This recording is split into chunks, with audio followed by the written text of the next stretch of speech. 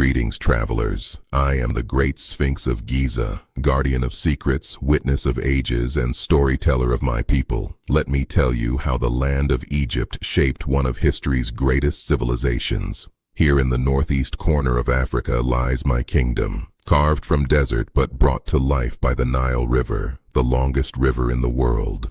Without the Nile, this land would be nothing but endless sand. But each year, the river flooded its banks, leaving behind rich black soil we call silt. It was nature's gift, turning the barren desert into a ribbon of green. Because of this miracle, farmers grew wheat, barley, and flax. Villages and cities rose up along the riverbanks. Imagine a land so dry all around, yet right here, life flourished, thanks to the Nile's rhythm, as steady as the beating of a heart. Our land was divided in two, though not as you might expect. Upper Egypt lay in the south, where the Nile began, and Lower Egypt was in the north, where the river split into its wide delta and flowed into the Mediterranean Sea. The river runs from south to north, a detail that confused many outsiders, but for us, it was simply the way of the land.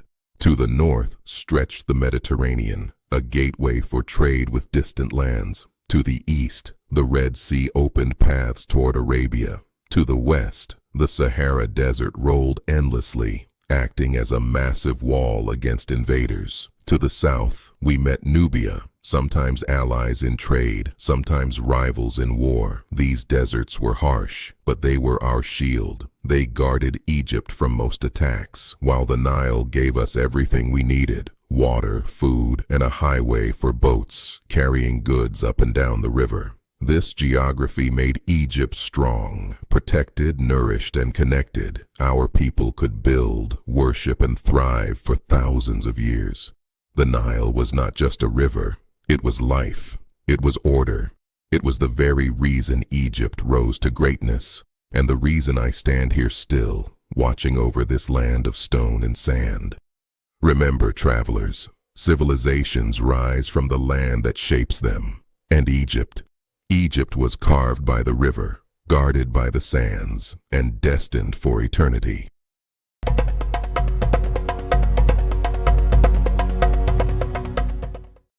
Travelers, now that you understand the land that gave us life, let me reveal the beliefs that bound us together, our religion. In Egypt, the pharaoh was no ordinary ruler. He was Horus on earth, a living god, chosen to keep Ma'at, the balance of truth, justice, and harmony. To obey him was not just loyalty, it was a sacred duty. Temples rose in his name, offerings were made to honor his power, and his image stood eternal in stone, as I stand before you now.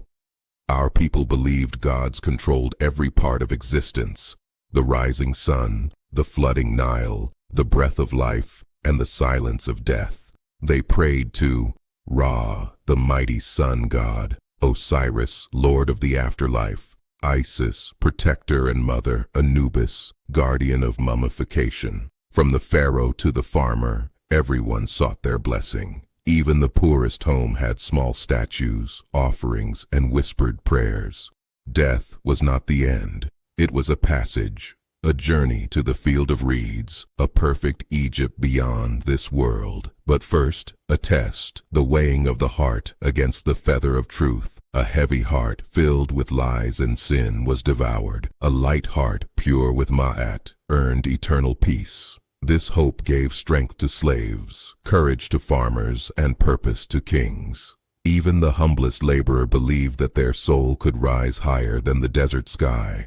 Our temples were not only buildings, they were homes for the gods. Priests tended statues, offered food, and led ceremonies. Tombs were treasure-filled passages to eternity, packed with food, tools, art, and gold to sustain the soul. Mummification preserved the body, for the spirit needed a vessel in the next world. These rituals, these sacred acts, were the glue that held Egypt together, guiding life, death, and beyond. Religion was the heartbeat of Egypt. It told us who ruled, who served, what to fear, and what to hope for. From cradle to coffin it shaped our days, and it still echoes in the stones of our temples and in my voice today.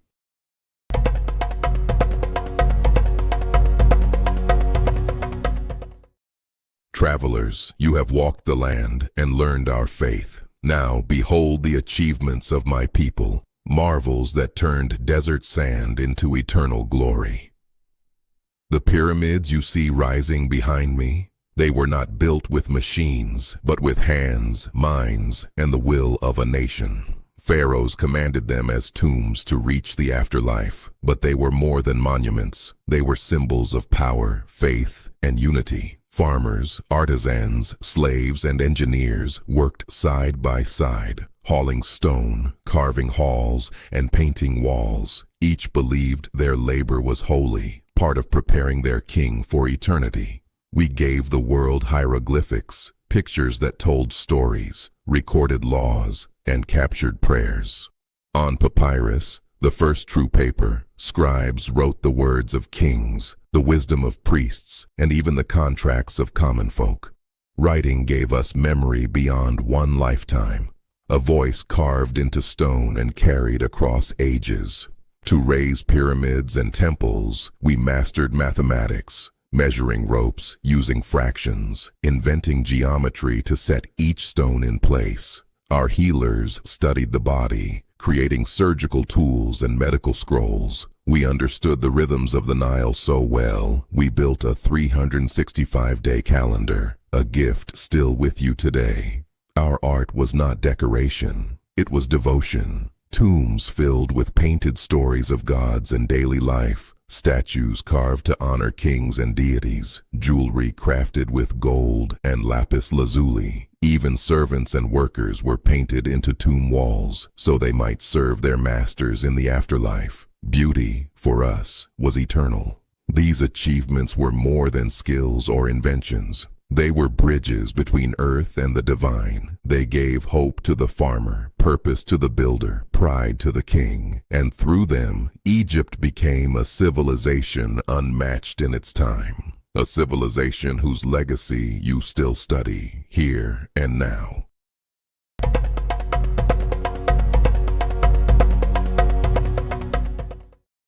Travelers, order was the lifeblood of Egypt, and politics was the tool that kept order strong.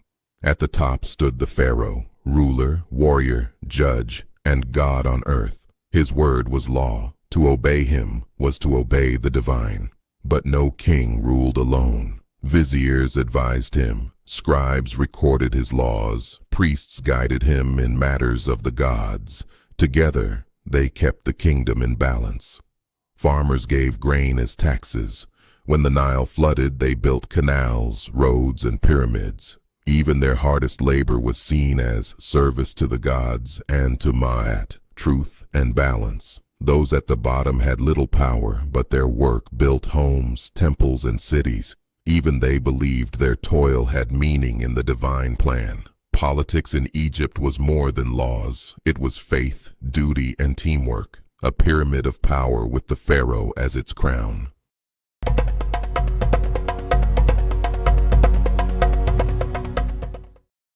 Travelers, Egypt's strength was not only in its rulers, but in its economy, the work of many hands building one great nation. Our farmers grew wheat, barley, and flax in the black soil of the Nile. They paid their taxes in grain, fed their families, and still gave enough to feed the kingdom. Skilled workers crafted jewelry, pottery, tools, and statues. Their creations were not only useful but beautiful, filling homes, temples, and tombs. Boats carried goods along the Nile and across the seas. We traded papyrus, linen, and grain for cedar wood, silver, horses, and more. Egypt was connected to Nubia, Mesopotamia, and faraway lands. All wealth flowed back to the pharaoh, who stored goods in great warehouses, rewarded workers, and honored the gods with temples and offerings. Our economy was teamwork. Farmers grew, artisans built, traders connected, and leaders organized. Together, they made Egypt rich in both treasure and spirit.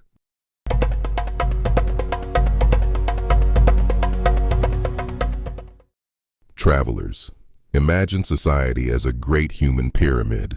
At the top, the pharaoh; at the bottom, the workers, all with their place, all part of the order of Maat. The pharaoh was the living god, ruling all land and people. His power stretched from the temple to the battlefield. Beneath him were nobles, judges, and viziers. They managed laws, festivals, and great building projects. Priests guarded the temples, cared for the gods, and guided souls into the afterlife. Scribes, trained for years, wrote laws, records, and stories. Their pens shaped history itself. Artisans carved statues, painted tombs, and built monuments of lasting beauty. Most Egyptians were farmers. Their food fed the nation, their labor built its wonders. At the base were slaves. Though they had no freedom, their work sustained the entire kingdom. This pyramid of people endured for centuries because all believed their place mattered. Each role was part of Egypt's greatness, from pharaoh to farmer, priest to slave. Together, they built a civilization eternal. Travelers, you have seen it all: geography, religion, achievements, politics, economy, and social structure. Together, these were the grapes that nourished Egypt's greatness. Remember this: our civilization was carved by the river, guided by faith, built by hands, ruled by gods and kings, enriched by trade, and held together by order. That is why Egypt, my Egypt, remains eternal.